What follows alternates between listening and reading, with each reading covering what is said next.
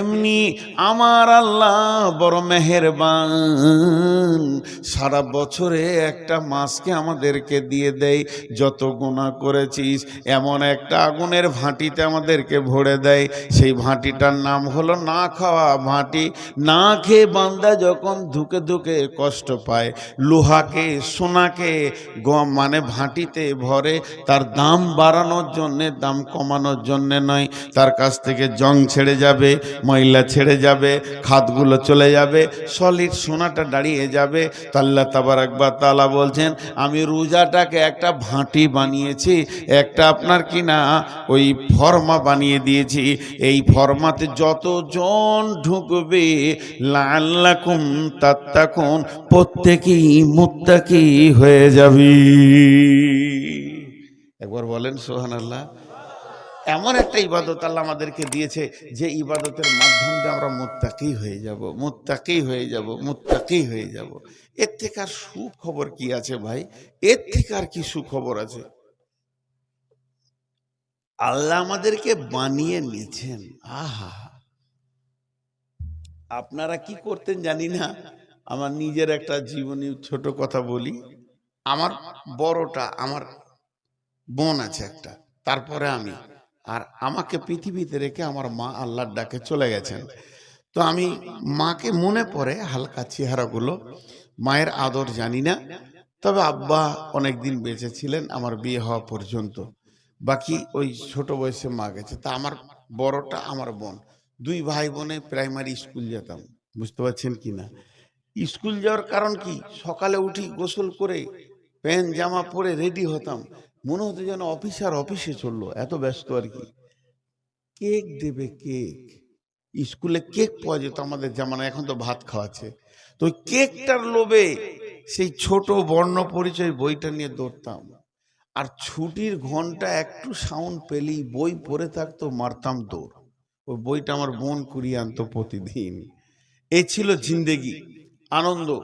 যে ওই যে একটা কেক সরকার থেকে বরাদ্দ ছাত্রদেরকে দাও, তার লোভে আমি এগিয়ে যাচ্ছি। তো আল্লাহ তাবারাক ওয়া তাআলা আমাদের জন্য কি রেখেছেন দেখেন, কত বড়।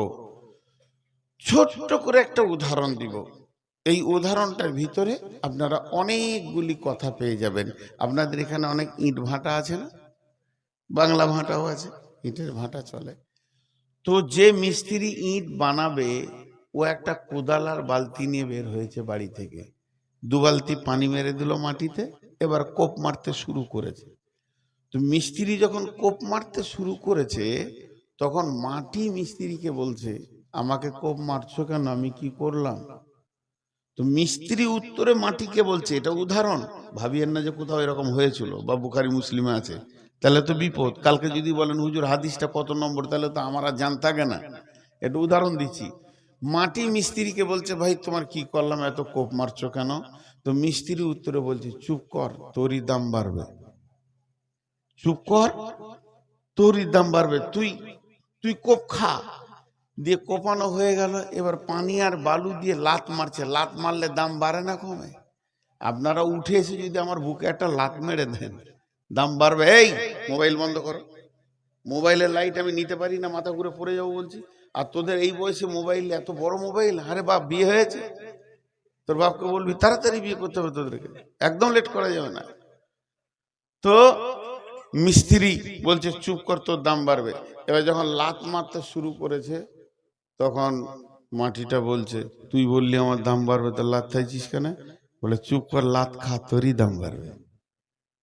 এবার ওকে রোদে শুকালো। রোদে যখন শুকাচ্ছে, তখন মিস্ত্রিকে দেখে ইট বলছে, একটু পানি দে ভাই, ভিতর টান মারছে। চুপ কর, পানি দিলেই তোর দাম কমে যাবে, পানি না দিব তো তোর দাম বাড়বে। ওটা সহ্য করলো।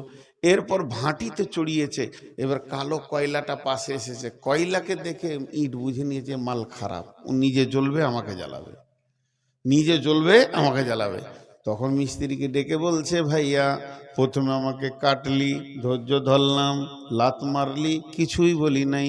ফরমাতে ভরে দুটা কিল মেরেছিস, সেটাও সহ্য করেছি। রোদে শুকাইলি, পানি দিলি না। এখন এমন একটা কাজ শুরু করে দিয়েছিস, এই আগুন জ্বলবে, আমাকেও জ্বালাবে।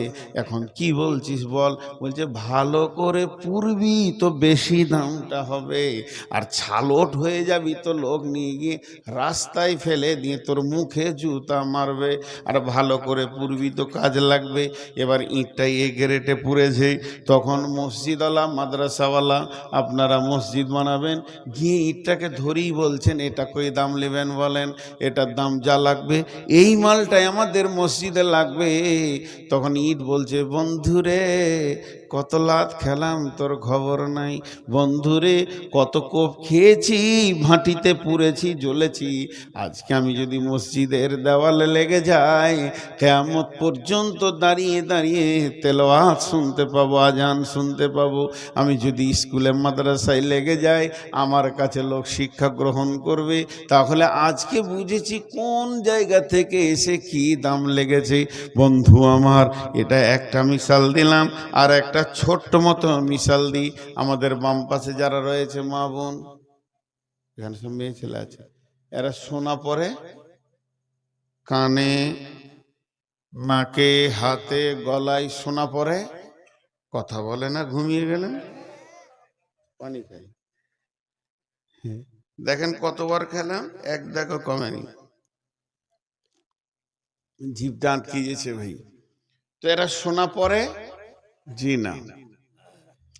কোন মেয়ে সোনা পরে না, যেটা পরে ওটার নাম গয়না। সোনার গয়নার মধ্যে পার্থক্য আছে। মেয়েদের কাছে কোনো সোনার মূল্য নাই। সোনা যত দামি হোক না কেন, ওকে ভাটিতে ঢুকতে হবে, আগুনে পুড়তে হবে, ডাইসে যেতে হবে, তারপরে ওকে আবার কি না অ্যাসিড দিয়ে পোড়াবে, এরপরে রিঠে দিয়ে ওকে ঘষবে, তারপরে ওকে ছালট তুলবে, তারপরে ওর উপরে লাগবে পালিশ, তারপরে ওর নাম মূল্য। সোনা এত দামি হওয়ার পরও ওকে ভাটিতে না ঢোকার পর্যন্ত গয়না হচ্ছে না। আমার রব বলছে, গোলাম রে, তোরা আমার বড় সোনার টুকরা, তোদেরকে রোজা নামে ভাটিতে ভরবো, তোদেরকে ছিলে ছালট সোজা করে নিব। হারাম টারাম যা সারা জীবন খেয়েছিস, সব ছালট দিয়ে আমি বের করে তোদের হালালগুলোকে হারাম করে দিলাম। এবার দেখ কি করে চলবি। চলতে চলতে চলতে চলতে আল্লাহর জন্যে খাওয়া ছেড়েছি, আল্লাহর জন্যে পান করা ছেড়েছি। প্রচন্ড বৈশাখ মাস, রোজা চলছে, আর পিপাসায় ভিতরটা মরুভূমি হয়ে গেছে। কোনো কারণে আপনি মায়ের ওষুধ আনতে চলে গেছেন বহরমপুরে, ওষুধ পাওয়া গেল না বলে এই ওষুধটা একমাত্র বেলডাঙ্গা একটা ফার্মেসিতে পাওয়া যায়, সেখানে চলে গেলেন। ওষুধ নিয়ে যখন বাড়ি ঢুকছেন 1:30 বেজে গেছে। পিপাসায় মনে হচ্ছে বুক ফেটে গেছে, মাথা তাঁ করে ঘুরছে। বিবিকে বললেন কলটা চেপে দেন, কিংবা সাবমার্সেল চালিয়ে দিলেন। মাথার ওপরে ঠান্ডা পানিটা গোটা গা দিয়ে বয়ে পড়ছে। তখন আপনি মুখটা টিপে বন্ধ করেছেন। যদি 2 ঢোক খেলেন, ভিতরে যদি চলে যায়, ভিতরে চাহিদাটা মিটে যাবে। কেউ দেখতে পাবে না, গাঁওয়ালা দেখবে না, বিবি বুঝতে পারবে না, ছেলে দেখবে না, দেশওয়ালা দেখবে না, ইমাম মজ্জেন দেখতে পাবে না, হাজি গাজি বুঝবে না যে পানি পান করে নিয়েছেন। সম্মান আপনার থেকে যাবে রোজাদার বলে। কিন্তু আপনার বিবেক বলছে পৃথিবীর কেউ না দেখলে আমার রব জেনে নিবে গোলাম খেয়ে ফেলেছে, রোজা আমার হবে না। তখন আমার আল্লাহকে কত ভালো লাগে। এরপর বাড়ির ভিতরে শুয়ে আছেন, দরজাটা লাগানো আছে, কেউ নাই, বিবি আছে। বিশ্বের কেউ জানবে না। সে আপনার পিয়াস বুঝে, তার পিয়াস আপনি বুঝেন। 15 বছরের বিবি ইশারা সব কিছু বুঝে নিতে পারে, তারপরও তার গায়ে হাত দিলেন না। পৃথিবীর কেউ না দেখলে যে রব আমাকে রোজার হুকুম করেছে তার দৃষ্টি আছে, তাহলে সেটাও হলো না। ঘরে বিবি নাই, বাইরে আছে, মা বাপ কেউ নাই, হুড়কাটা লাগিয়ে দিলাম, দরজার ছিটকিনিটা লাগিয়ে দিলাম, আমার চৌকির নিচে আছে খানা, রুটি আছে, মাছ আছে, মাংস আছে, ভাত আছে, ফ্রিজ আছে, কোল্ড ড্রিঙ্কস আছে, ফল আছে, কলা আছে, দই আছে, চিড়ে আছে, ঘরে মালে ভর্তি হয়ে আছে। পেট ভরে খেয়ে যদি আসরের নামাজ পড়তে যায় পৃথিবীর কেউ জানবে না। শুধু মানুষ খায় না কেন, একমাত্র আল্লাহর ভয়ে খাই না। এর জন্য আল্লাহ তাবারাক ওয়া তাআলা হাদিসে কুদসির মধ্যে বলেছেন, এই হাদিসটা হাদিসে কুদসি, ইয়াকুলুল্লাহু আযজা ওয়া জাল কুল আমালি ইবনে আদম লাহু ইল্লা সিয়াম ফাহুয়া লি আনা আজিজিবি। আল্লাহ তাবারাক ওয়া তাআলা বলছেন, সারা পৃথিবীর যত ইবাদত আছে ইবনে আদম নিজের জন্য করে, কিন্তু যে সিয়াম রাখে সে আমার জন্য রাখে। আর এর আজিজিবি, এর সব থেকে বড় প্রাইজ হলো কি, এর প্রাইজ জান্নাত নয়, এর প্রাইজ জান্নাতুল ফেরদাউস নয়, এর প্রাইজ কিছুই নয়, এর প্রাইজ হচ্ছে আমি আল্লাহ নিজে। কিয়ামতের দিনে আমি রোজাদারদেরকে দেখা করতে যাব এবং বলবো, হাসরবাসী তোমরা যারা রোজা রেখেছ তোমাদের বদলা এসে গেছে, তোমরা যেটাকে পেতে চেয়েছো সে আল্লাহ চলে এসেছে, তোমরা তোমাদের প্রাইজকে গ্রহণ করে নাও। রোজাদারের দুইটি খুশি, একটি খুশি ইফতারে, অপরটি হয় আল্লাহর দিদার রোজ হাসরের প্রান্তরে। কত খুশি রোজাদারের দুইটি খুশি, একটি খুশি ইফতারে, অপরটি হয় আল্লাহর দিদার রোজ হাসরের প্রান্তরে। রোজাদারের দুটি খুশি, একটা হলো ইফতারে, ইফতার যখন খাবেন খুশিটা কি, সারাদিন না খেয়ে প্রথম খাবার মুখে দিচ্ছি একটা খুশি।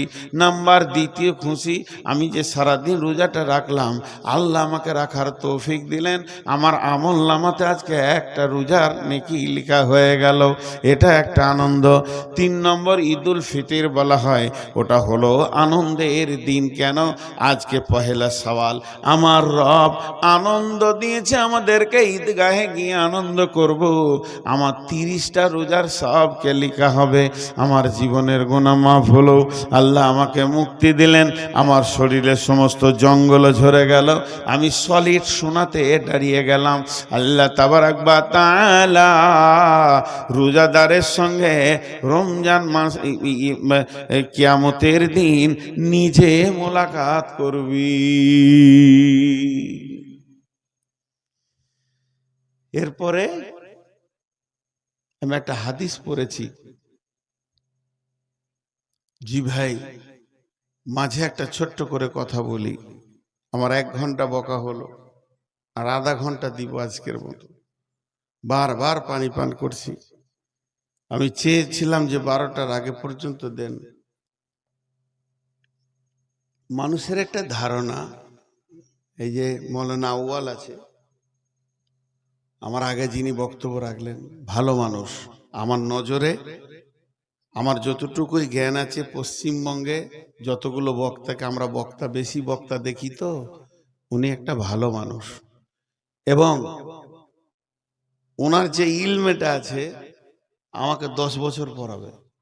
আমাকে প্রধান বক্তা করেছেন, উনি আমাকে 10 বছর পড়াবেন, এরকম মানুষ। কিন্তু মানুষ ওনাকে তুলে দিয়ে ওর কাছ থেকে খালি আদায় নিতে চায়। আদায় নেওয়া বাদ দিয়ে যদি 2টা হাদিস শোনেন, আপনার আমার জিন্দেগি চেঞ্জ হবে। ওই যে হয়ে গেছে, এই দিল, এই করো, ও জান্নাতে গেল, সুর করে আদায় করা যায় কিনা অনেকে বলতে যায় না, আমি জানি যাই। আমি যে আলেমদেরকে জিজ্ঞেস করেছি, সুর করে আদায় করা যাবে, অসুবিধা নাই। তো আদায় করতে গিয়ে কতটা সময় যে নষ্ট হয় সাধারণ মানুষ বুঝে না। আর আপনার নামটা যদি দুবার নাই বলে চুপচাপ যদি নামিয়ে দেন, জি ভাই এই টাকাটা ধরেন এটা একটা টাকা, ওইখান থেকে নিয়ে আসছেন আপনি, টাকাটা আমাকে দিচ্ছেন, দিয়ে বলছেন আমার আব্বা কবরে আছে দোয়া করে দেন। 100 বার দোয়া চাইবেন, 100 বার, 100 বার, 100 বার, 100 বার, ঠিক আছে ঠিক আছে ঠিক আছে ঠিক আছে, চাওয়া যায়, অসুবিধা নেই। একটা মুসলমানের কাছ থেকে দোয়া চাবেন না তো কি চাইবেন? গালগালের চাইবেন যে আমার খানিক খিস্তি করে দেন? দোয়া চাওয়া যায়। কিন্তু এর থেকে আর এক ধাপ আপারে আছে। কি আপারে আছে বলেন তো? আমার কাছে আপনি একটা মোবাইল কিনতে এসেছেন, বলছি এই মোবাইলটা 40,000, এই মোবাইলটা হচ্ছে 42,000, 2,000 টাকা বেশি, এর থেকে এটা অনেক গুণে ভালো, তো ভালোটাই আপনি নেবেন। দুটোই 40,000, এটা ভালো এটা খারাপ, ভালোটাই আপনি গ্রহণ করবেন। এবার ভালো একটা বলি, চুপচাপ টাকাটা টেবিলে দিয়ে বসে যান। কারণ দোয়া যাকে বলছে সে আপনার কি দুশ্মন ছিল? আল্লাহর সাথে কি আপনার ঝগড়া হয়ে আছে আমি বলে দিব যে আপনার বাপ জান্নাত যাবে? তার থেকে আপনি টাকা দিয়ে যদি বলেন আল্লাহ আমি 2,000 টাকা দিলাম আমার আব্বাকে মাফ করে দেন, আল্লাহ বেশি খুশি হবে। আমার গোলাম আমার কাছে চেয়েছে, আমার গোলাম আমার কাছে চেয়েছে, আল্লাহ এটা খুশি হবে, আল্লাহর সাথে আপনার সম্পর্ক জুড়বে। তো ভাই চুপচাপ দিয়ে দেওয়ার মতো নিয়ামত কিছু নেই। চলেন আমি হাদিসটা নিয়ে একটু ব্যাখ্যা করি। পেছনে একটা লোক বসার জায়গা পায়নি, ওকে কিভাবে জায়গা দিব? আমার চেয়ারটা দিব নাকি? অনেকক্ষণ দাঁড়িয়ে আছে, আবার বসতে যে দাঁড়িয়ে গেল, মাথাটা কাজ করছে না যে কোথায় এসেছি। অনেকক্ষণ দাঁড়িয়ে আছে, ও সেই হাঁচের টাওয়ারের মতো দাঁড়িয়ে আছে। আর এইদিকে এক মাল দাঁড়িয়ে আছে, ও মালটা যে কোথাকার আল্লাহ তাবারক ওয়া তাআলা জানেন। ওর বংশে কেউ বসে না কোথাও, ওর বাপ বসেনি, ওর দাদা বসেনি, তার বাপ বসেনি, তুই কেন বসবে? দাঁড়িয়ে আছে, খালি গা চুলকাইছে আর দাঁড়িয়ে আছে। আল্লাহু আকবার, আস্তাগফিরুল্লাহ। এখন আপনাদের সামনে হাদিসটা বলছি, শুনেন। বিসমিল্লাহির রহমানির রহিম।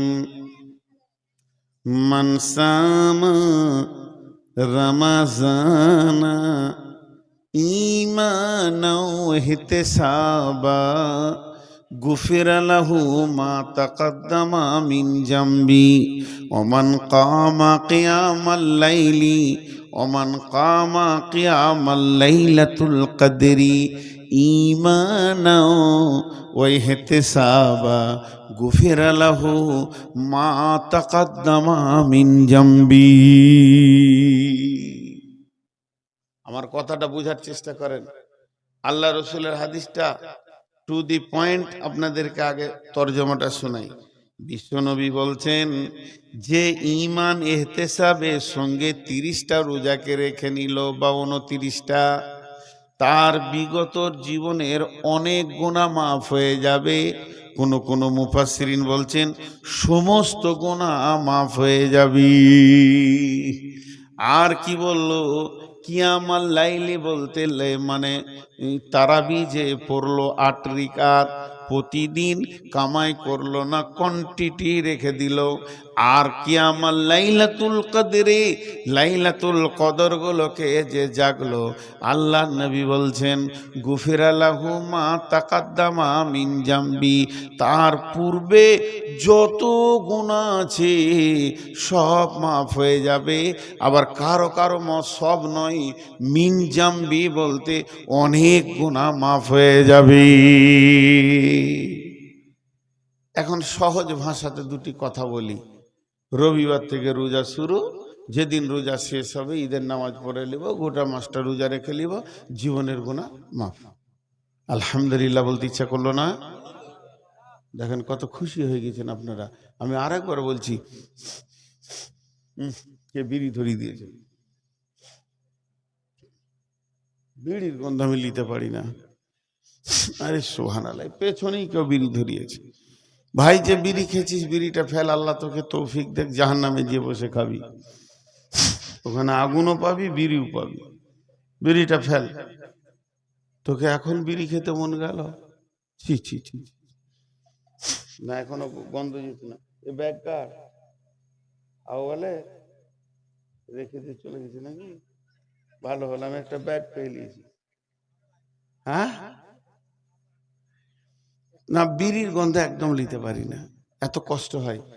এবার এখানে একটা যুক্তি কথা বলছি, রোজাতে গুনাহ মাফ, ঠিক আছে না? আর আল্লাহ রসুল বলেছেন, হাদিসটা বুখারী মুসলিমের হাদিস, পৃথিবীর কারো কাটার ক্ষমতা নাই, কোনো মুফাসির, কোনো মৌলানা, কোনো মুফতি, কোনো বক্তা কাটতে পারবে না, এটাই হাদিস, এটাই ঠিক। তাহলে সারা বছর আর নামাজ পড়ে কি হবে? চালাও, চুরি করো, বাটপাড়ি করো, বেইমানি করো, লুচ্চামি করো, রান্ডিগিরি করো, বেশ্যাগিরি করো, আর যেখানে পাবে ডাকাতি করো, সুদ খাও, লুটে লাও, লুটেরাও হয়ে যাও, যা পারবে তাই করো। আর পশ্চিম দিকে যখন রোজার চাঁদ উঠে যাবে, গোসল করে মসজিদ ঢুকে পড়ো, আর ঈদের নামাজ পর্যন্ত রোজা রেখে লাও, জীবনের গুনাহ মাফ। কি বলেন? কথা বলে না? হবে কি হবে না? আরে গুনাহ মাফ হবে রোজাতে? আপনি না বলছেন কেন? নতুন বুদ্ধি বার করছেন কেন? হবে মা, চালান, লুটালুটি শুরু করে দেন। হ্যাঁ, যে যাকে পারবে মার্ডার করে, ছিনতাই করে, টাকা পয়সা করে লাও, সুদ খেয়ে, আবার সামনে বছর রোজা রাখবে, মা, সব ক্লিয়ার। বাস, দেখেন, একটা হচ্ছে শর্ত, একটা হচ্ছে মাশরুত। যখন শর্ত চলে যাই তো মাশরুত অটোমেটিক চলে যাই। এই কথাটা বুঝতে পারছেন? ইজা ফাতা শর্ত ফাতা মাশরুত। এটা শর্ত কেমন, একটা উদাহরণ দিয়ে আপনারা আমার দিকে ধ্যান দেন। আপনারা বলেছেন যে মাওলানা, আপনি রমজান মাসে আমাদের এই ওয়াক্তিয়া মসজিদে তারাবি পড়ান। আমার সঙ্গে কথা হলো, কি কথা হলো, যে 30 দিনের তারাবিটা আমি পড়াবো। আপনারা বললেন যে আপনাকে ইনশাআল্লাহ 30,000 টাকা দিব, যান খুশি হয়ে। তাহলে আমার ওয়াদা তারাবি পড়াবো, আপনাদের ওয়াদা টাকা দিব, দুজন ওয়াদাতে দায়বদ্ধ হয়ে গেলাম। আমি একটাও তারাবি পড়াইনি, একটাও পড়াইনি। ঈদের দিনে টাকা নিতে এসছি, যে আমার সেই 30,000 টাকাটা। তখন আপনাদের কমিটি বলছে আপনি যে তারাবি পড়াননি, আমি নাই ওয়াদা খেলাপ করছি, তোমরা কেন করো? হিসাব তো মিলছে না। আমি নাই বেঈমান হলাম তো তুমিও বেঈমান হয়ে যাবে আমার দেখা দেখে। তোমরা ইমানদার থাকো, টাকা দাও। আচ্ছা হবে, বলেন হবে? ওয়াদা আমি খিলাফ করেছি, এই জন্য আপনার ওয়াদা খিলাফ হচ্ছে না। আমি যখন নামাজটা পড়ালাম না, অটোমেটিক তখনই টাকাটা আমার বাতিল হয়ে গেল।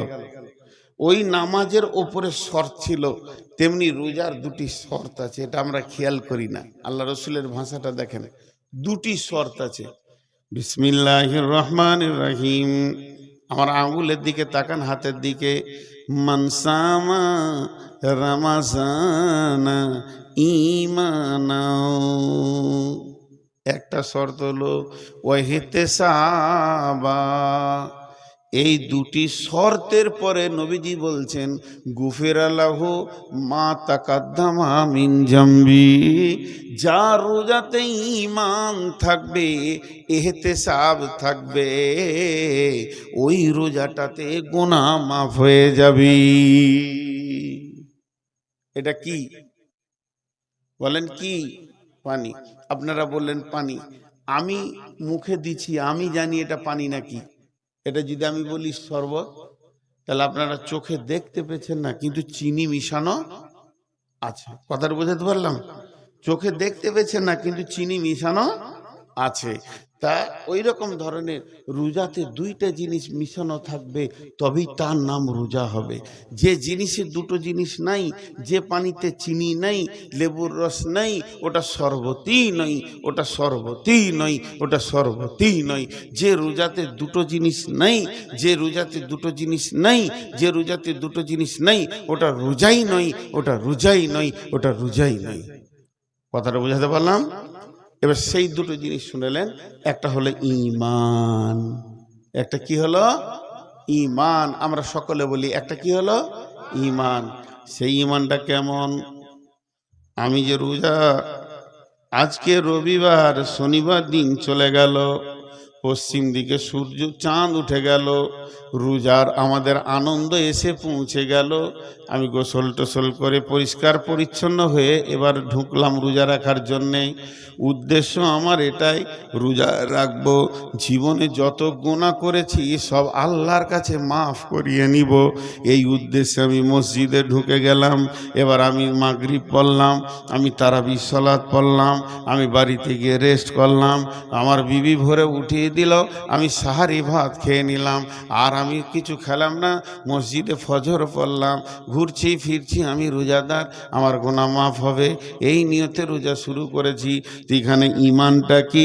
এই জায়গার ঈমান হচ্ছে আমার গুনাহ মাফ হবে, এই কথা বললে হবে না, মনে মনে 100তে 100 ইয়াকিন রাখতে হবে আমার গুনাহ মাফ হবে। কার হলো না হলো আমার দেখার দরকার নাই, আমারটা মাপ হবে। 100% ইয়াকিন রাখতে হবে আল্লাহর উপরে, বিশ্বাস রাখতে হবে আল্লাহর উপরে। হাদিসে কুদসির মধ্যে আছে, আল্লাহ তাবারক ওয়া তাআলা বলেন, তার সঙ্গে মানুষ যেমন ধারণা রাখবে আল্লাহ তার সঙ্গে সেরকম ব্যবহার করবে। কেউ যদি ধারণা করে আল্লাহ মাফ করতেও পারে, নাও পারে। কেউ ধারণা করছে আল্লাহ আমার গুনাহ মাফ করবে না, কেউ ধারণা করছে আমি যত বড়ই গুনাহ করি না কেন আমার রব আমাকে মাফ করবে। তো যে যেমন ধারণা করবে, এখানকার ধারণা হলো, এখানকার ঈমান হলো আমার গুনাহ মাফ হবে 100%। এই ঈমানে কমতি রাখলে চলবে না। আজ থেকে 20-25 বছর আগে আমাদের নামাজের শেষে সব হাত তুলে দোয়া করতাম না ভাই? যাক, ওটা আস্তে আস্তে বোঝা গেল। বড় বড় আলিমরা যারা বড় বড় সার্চিং করছে, এখনকার ছেলেদের ব্রেন আল্লাহ দিয়েছেন, তারা মদিনা থেকে সার্চিং করে দেখছে যে না এগুলো বেদাত, সেগুলো আমরা ছেড়ে দিয়েছি। শুধু উদাহরণ দেওয়ার জন্য একটা জিনিস আপনাদেরকে দেখাচ্ছি। ধরেন আমি আপনাদের ঈমান, সবে কদরে রাত জেগেছি, 400-500 লোক আমার সঙ্গে সব সলাৎ করলো, সারা রাত নামাজ পড়ে কাঁদা কাটা।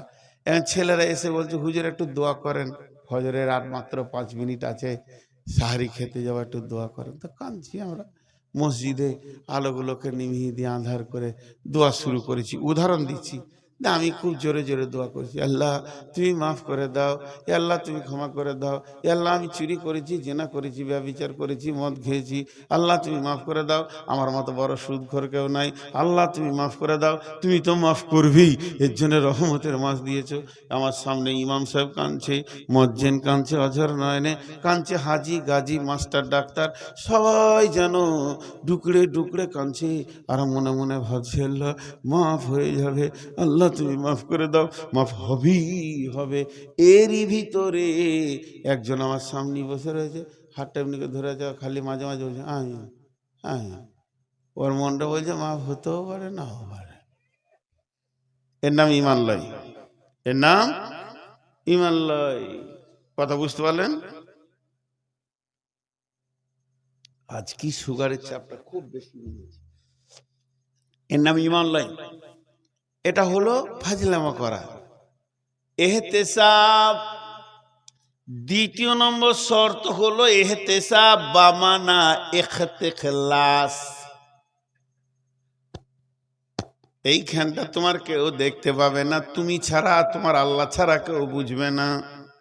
আমার হৃদয়ে কি আছে পৃথিবীর কারো বোঝার ক্ষমতা নাই। এই জায়গাটা আমার মাবুদের সঙ্গে সম্পর্ক। তুমি তোমার হৃদয়কে একবার জিজ্ঞেস করো তুমি কেন রোজা রেখেছ।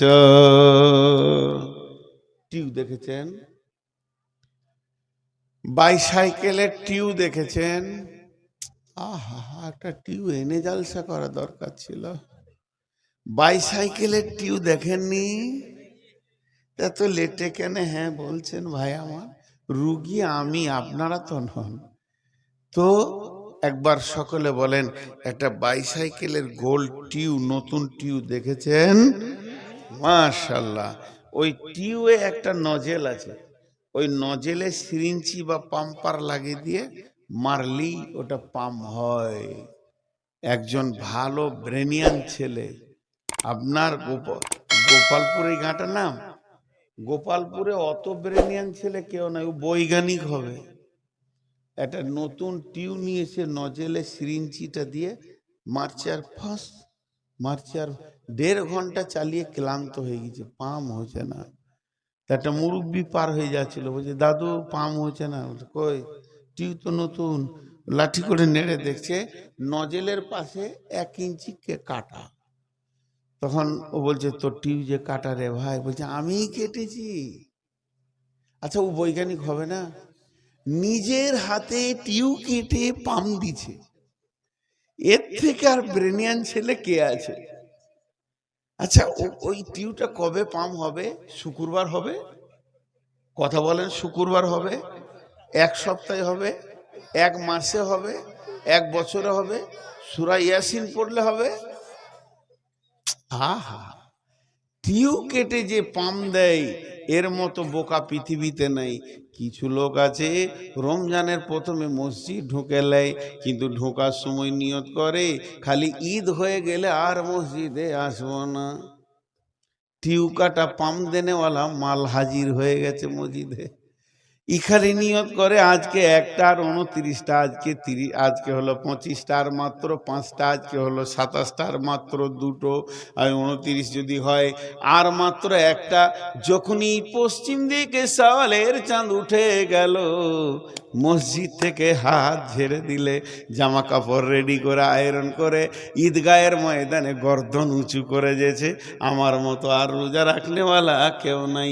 ঈদের নামাজ পড়ে বিড়বিড় বিড়বিড় করে মসজিদকে বলছে, মসজিদ রে 1 মাস এসেছিলাম, খুব দুপুদুপি করেছি, মাফ করে দিস, আর আসবো না। পারলে জুমার দিনে দেখবো, না পারি তো মাফ করে দিস, আর আসবো না। তার মানে টিউয়ের একদিক কাটা আছে ওর। ও প্রথমেই নিয়ত করে মসজিদে ঢুকেছে, রোজার পরে আমাকে আর পাওয়া যাবে না। টিউ কাটাকে যদিও পাম করা সম্ভব থাকে, তবেই ওর গুনাহ মাফ হওয়া সম্ভব থাকবে, রোজা কবুল হওয়া সম্ভব থাকবে। তার মানে একদিক কেটে দিয়ে যেমন টিউ পাম হবে না, একটা রোজা কবুল হবে না, একটাও গুনাহ মাফ হবে না। মালটা যে চিটিংবাজ, এটা আল্লাহরকে জানাতে হবে না। পৃথিবীর মানুষ জানে না, ইমাম জানে মুসাল্লি এলো গেল, মুয়াজ্জিন জানে মুসাল্লি এলো গেল, হাজি জানে মুসাল্লি এলো গেল। পৃথিবীর সবাই ওকে মুসাল্লি ভেবে নিয়েছে, কেউ মুসাল্লির বাইরে ভাবছে না। শুধুমাত্র আল্লাহ আসমান থেকে দেখছে আর বলছে চিটিংবাজ এলো আর গেল। বন্ধু, একবার ভালো করে শুনেন, মানে আমার দিলের খবর আল্লাহ ছাড়া কেউ জানে না। আমি শ্বশুর বাড়ি চলে গেছি, তো আমার বড় শালাকে বলছি, সালাম আলাইকুম ভাই, কি ব্যাপার হঠাৎ? ওয়ালাইকুম সালাম। ওই কিছু টাকা থাকে তো দেন। বলে কি ব্যাপার হঠাৎ টাকা? 10 লাখ টাকা দেন ভাই, আমার রাস্তার ধারে একটা জায়গা পেয়েছি বাজারের উপরে, 30 লক্ষ টাকা দাম, এক্ষুনি নগদ টাকা দিলে পাবো, নাহলে আরো 12 জন দাঁড়িয়ে আছে নেওয়ার জন্য। ভদ্রলোক আমাকে বলেছে সন্ধ্যা পর্যন্ত টাকা দিতে হবে।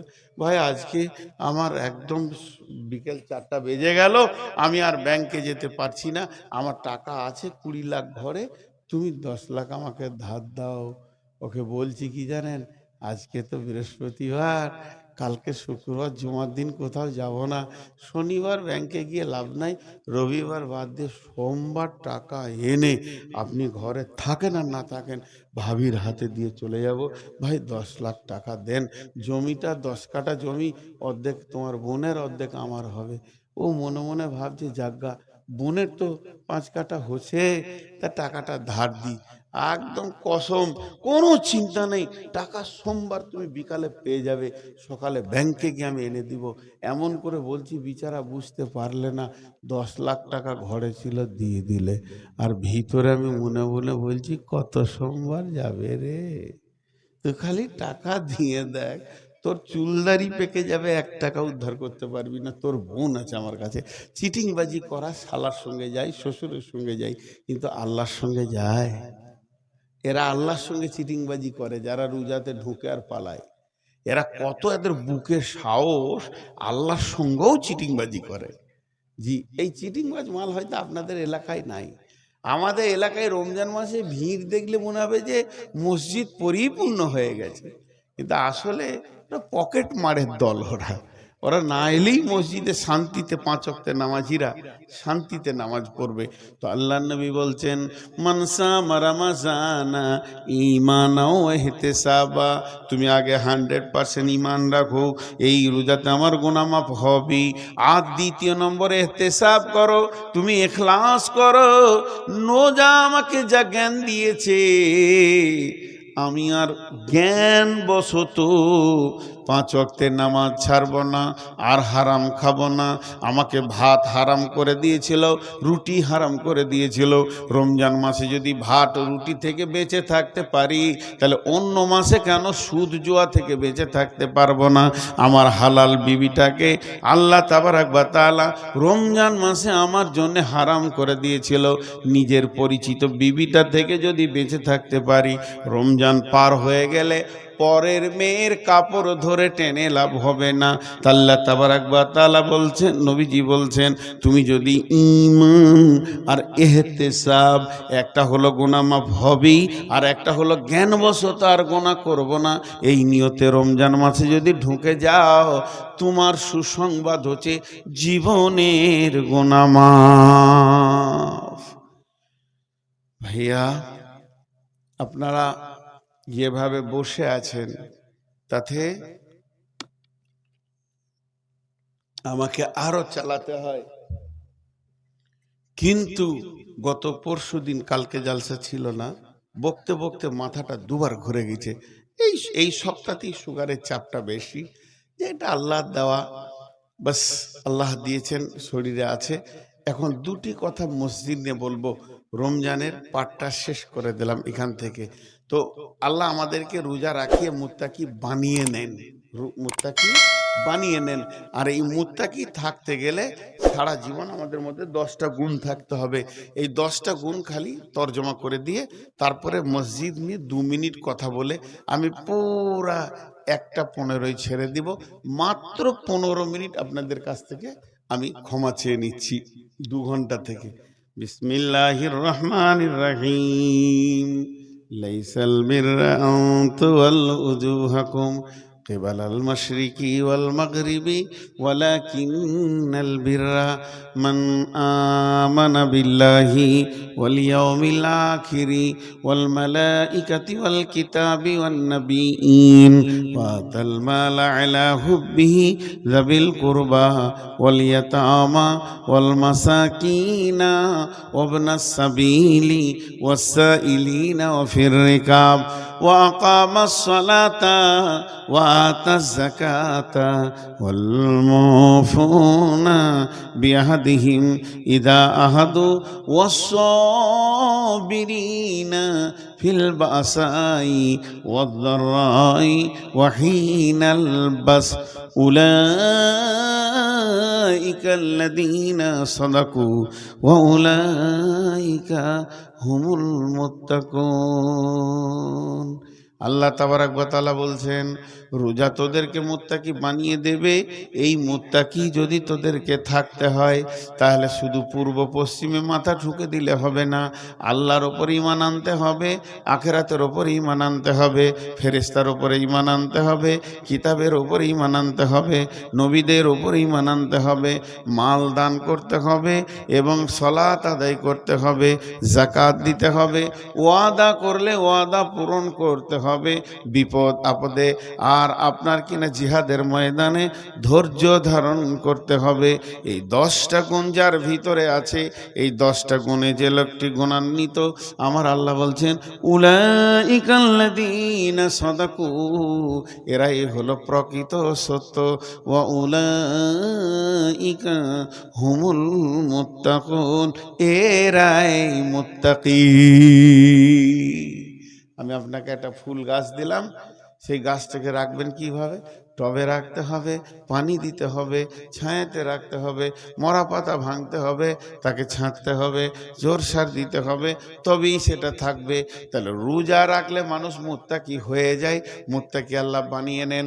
এই মুত্তাকিত্বটাকে যদি রাখতে হয়, দীর্ঘদিন জিয়ে রাখতে হয়, দীর্ঘদিন বাঁচিয়ে রাখতে হয়, তো অন্য আয়াত বলছে তোকে আল্লাহর ওপর ঈমান আনতে হবে, আখিরাতের ওপর ঈমান আনতে হবে, কোরআনের ওপর ঈমান আনতে হবে, নবীদের ওপর ঈমান আনতে হবে, ফেরেশতার উপর ঈমান আনতে হবে, 5টা মাল দান করতে হবে, রোজা নামাজ পড়তে হবে, যাকাত দিতে হবে, ওয়াদা করলে ওয়াদা পূরণ করতে হবে, এবং বিপদ আপদে তোকে জিহাদের ময়দানে ধৈর্য ধারণ করতে হবে।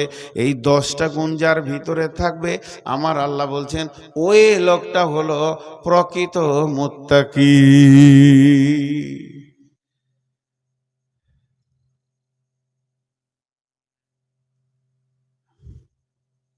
10টা বলে দিলাম, মুত্তাকির চ্যাপ্টারটা শেষ করে দিলাম, আমার মাথাটা ঘুরে গেল। মুত্তাকির চ্যাপ্টারটা শেষ করলাম, আর 10টা মিনিট আমি কষ্ট হলেও চালাচ্ছি। আল্লাহর ওয়াস্তে একজনও উঠবেন না। বিসমিল্লাহির রহমানির রহিম। ওয়ান উসমান রাদিয়াল্লাহু তাআলা আনহু قال رسول الله صلى الله عليه وسلم من بنى لله مسجدا بنى الله له بيتا في الجنة। হযরত ওসমান গনি রাদিয়াল্লাহু তাআলা আনহু বলেন যে পৃথিবীতে যদি কেউ মসজিদ বানায়, আল্লাহ তার ঘর জান্নাতে বানাবে।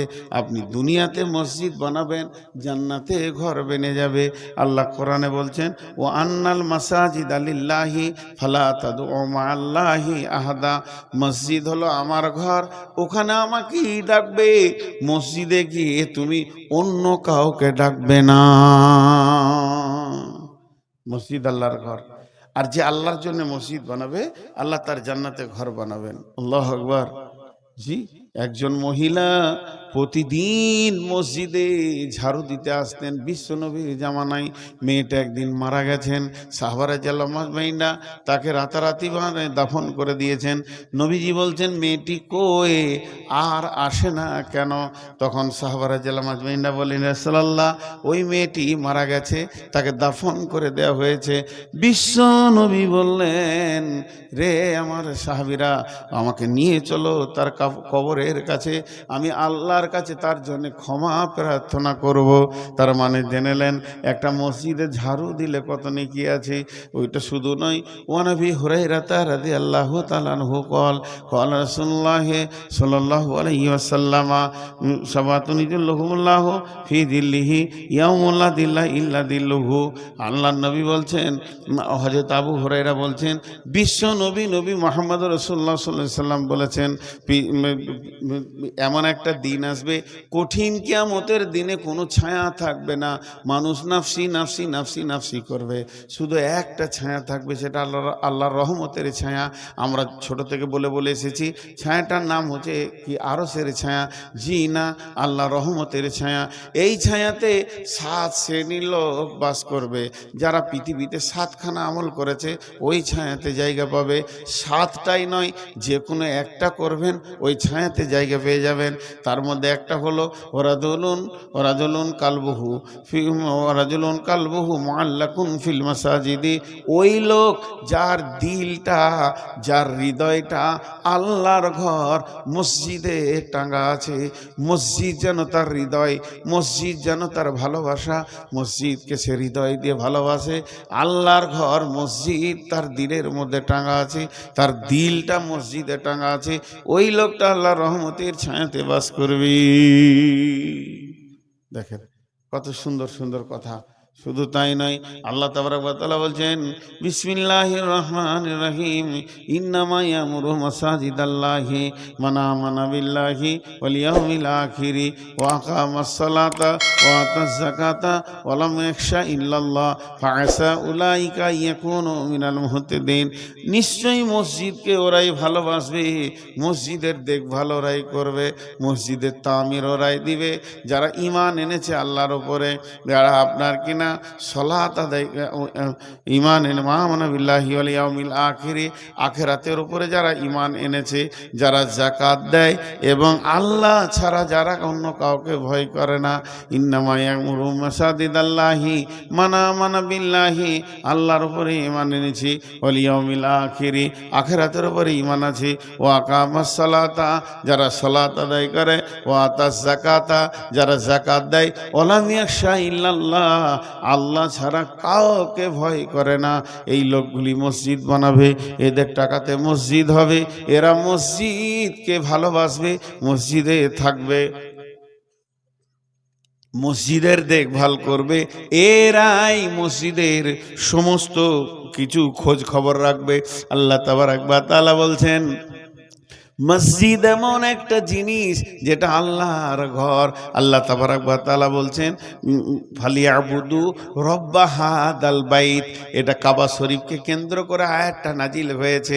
আমি যদি আপনাদের মসজিদের দিকে এরকম করে আঙ্গুলটা তুলে বলি ফালিয়াবুদু রব্বা হাদাল বাইত, এই ঘরের যে মালিক অর্থাৎ মসজিদের যে মালিক, মসজিদের ঘরটা যে মানে যে মালিক, ওকে তোমরা ইবাদত করো। আল্লাযী আতামাহুম মিন জু'ইন ওয়া আমানাহুম মিন খাউফ। এই ঘরের মালিক দুইখানা প্রাইজ দেবে, একটা হলো তোমাদেরকে খাওয়াবে, অভাব দেখাবে না। দ্বিতীয় নম্বর হলো এই ঘরের মালিক তোমাদেরকে আমান দেবে, নিরাপত্তা দেবে, তোমাদের গায়ে কেউ হাত দেবে না। আজকে যেখানে সেখানে মুসলমানকে কাটছে মারছে, এটাও পারবে না যদি ওই ঘরের মালিককে তোমরা রাজি রাখতে পারো। ভাইয়েরা আমার, 7টা মিনিট আপনাদের কাছে আমি কিছু চাইছি। কেউ আছেন 2000, 5000, 10,000 দেনেওয়ালা? 7টা মিনিট ঠিক 15তে ছাড়বো। 1 ঘন্টা 45 মিনিট আপনাদের কাছে থাকছি। আল্লাহর গোলাম কেউ আছেন দেনেওয়ালা? আপনি এখানে মসজিদে দেবেন, আপনার বদলা আখেরাতে পেয়ে যাবেন। কত সুন্দর করে আল্লাহ তাবারক ওয়া তাআলা বলেছেন। কিন্তু আফসোস করেছেন বিশ্বনবী। বিসমিল্লাহির রহমানির রহিম।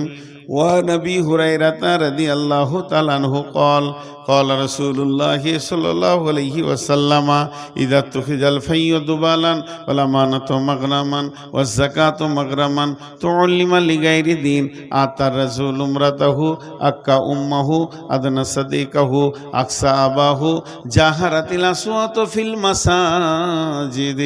আল্লাহর নবী বলছেন কিয়ামতের আগে পৃথিবীর অবস্থাটা কেমন হবে শুনে লাও। জনসাধারণের মাল নেতারা লুটে খাবে, জাকাতকে জরিমানা মনে করবে, আমানতের খেয়ানতি চলবে, পুরুষেরা মেয়েদের পেছনে একদম খ্যাপা কুকুরের মতো ঘুরে বেড়াবে, মাকে ধুমকে কথা বলবে, বাপকে ছিড়কে কথা বলবে, বন্ধু বান্ধবকে নিকট আত্মীয় বানাবে।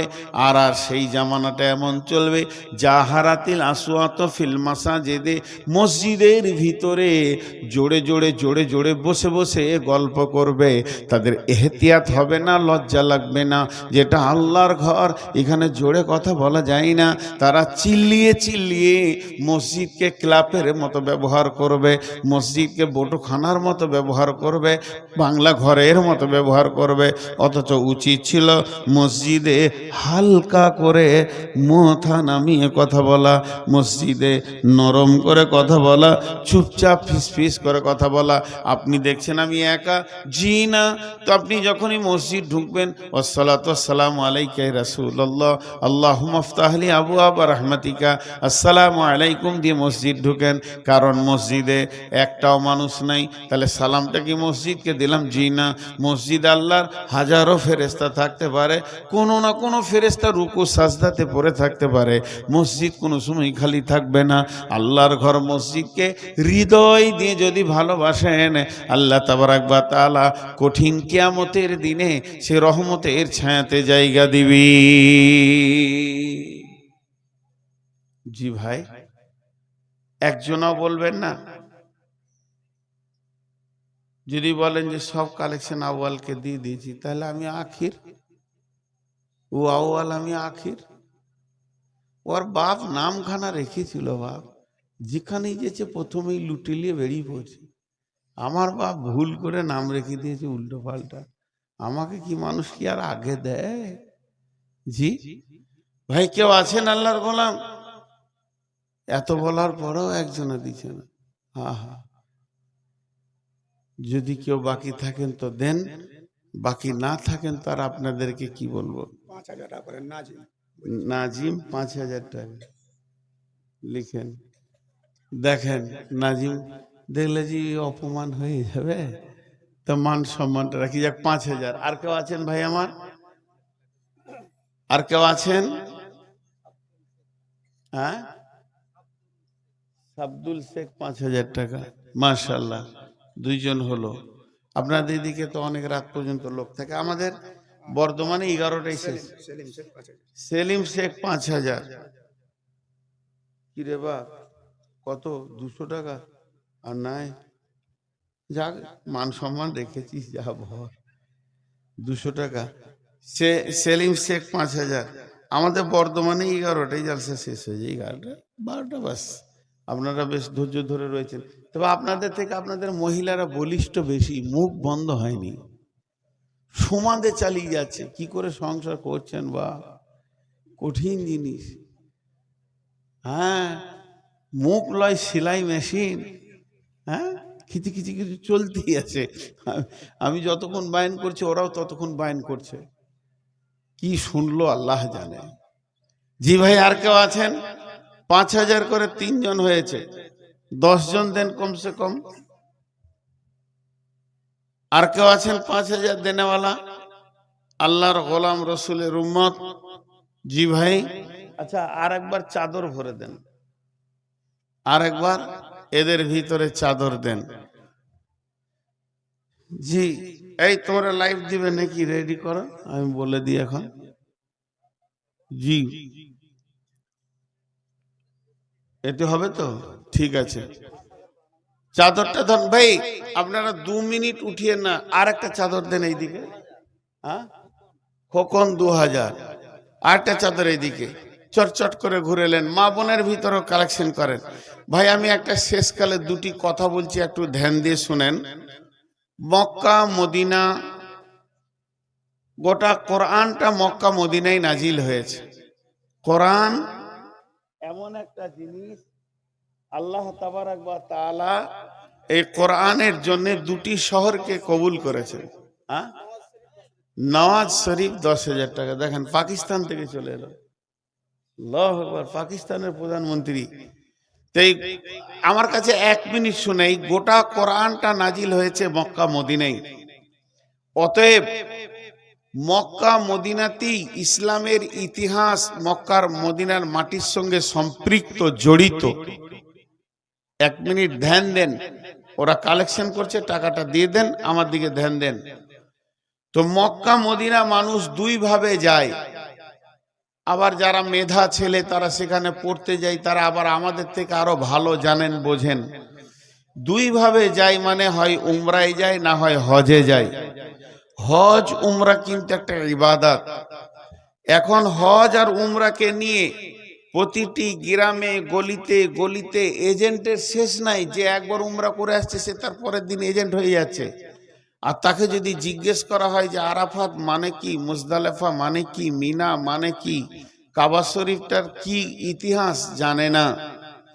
বিধায় যদি কেউ হজ বা উমরা করতে চান, আমার নম্বরে যোগাযোগ করবেন। আমি এই 2 বছর থেকে নিজে ট্রাভেলস করে মানুষকে সাথে নিয়ে যাই। আমার 2টি গ্রুপ যাবে, একটা রোজার পর, একটা মানে কোরবানির নামাজের পর, একটা ঈদের নামাজের পর, একটা ঈদুল আজহার পর। যে কোনো গ্রুপে আসতে পারেন। টাকা পয়সা ছাড়া তো কোনো ইবাদত হয় না, কিছু ইবাদত আছে। এই জন্য আল্লাহ তো কোরআনে বলে দিয়েছেন, মানিস্তাতা ইলাইহি সাবিলা, যদি তোমার সেই রাস্তার ক্ষমতাটা এসে যায় তুমি যাও। আবার অনেক আলিম বলছে, ওয়াতিম উমুল হজ্জা ওয়াল উমরাতা, হজ এবং উমরাকে পুরা করো। বিধায় হজ উমরা একটা ইবাদত। আপনাদেরকে বারবার বলছি, যেতে চাইলে আমার নম্বরে যোগাযোগ করবেন। আর ইনশাআল্লাহ সাদা বাঙালিয়ানা খাবার হবে, ভালোভাবেই যাবেন। কিন্তু একটা কথা বলি, যেমন টাকা তেমন খরচ। আজকে কম্পিউটারের যুগ, হোটেলের ভাড়া কত, প্লেন ভাড়া কত দেখে নিতে পারবেন। 3টে আছে, একটা 90,000, একটা 1 লাখ, 1,10,000। 1,10,000 যিনি দেবেন তিনি 90-এর তো 90-ওয়ালা তো ওর মতো হতে পারবে না। প্লেন নর্মাল হয়ে যাবে, হোটেল নর্মাল হবে। 1,10,000 দেবেন, সে একটু আপারে থাকবেন। বিধায় 3টে প্যাকেজ আছে, যে প্যাকেজে ইচ্ছা আপনি ঢুকতে পারেন। হজ বা উমরা করলে আমার সঙ্গে যোগাযোগ করবেন। ওই ধারটা যাও বাবু, এই ধারটা, ওই ধারে বসে আছে, ওই ধারটা হয়নি। যাই হোক, আপনাদের সামনে আমি বারবার বলছি, হজ বা উমরা করলে আমার নম্বরে যোগাযোগ করুন। এই ধারটা যান, এই ধারটা, ওই যেখানে কটা লোক বসে আছে মাশাল্লাহ। 5,000, 10,000 একটা হয়েছে, 5,000 করে 3টে হয়েছে। 5,000 আর একটা হোক, জোড়া হয়ে যাবে। আর 2 মিনিট দেখি। আর একটা কেউ আছেন 5,000 দেনেওয়ালা? জি ভাই, 5,000 দেনেওয়ালা আর কেউ আছেন একটা? আল্লাহর গোলাম রসুলের উম্মত, 5,000 দেনেওয়ালা আর একটা কেউ আছেন? একজন। তুমি যা জোর উঠে এলে আমি ভালো, হয়তো 5,000, 600 টাকা। কোন ভেজাল?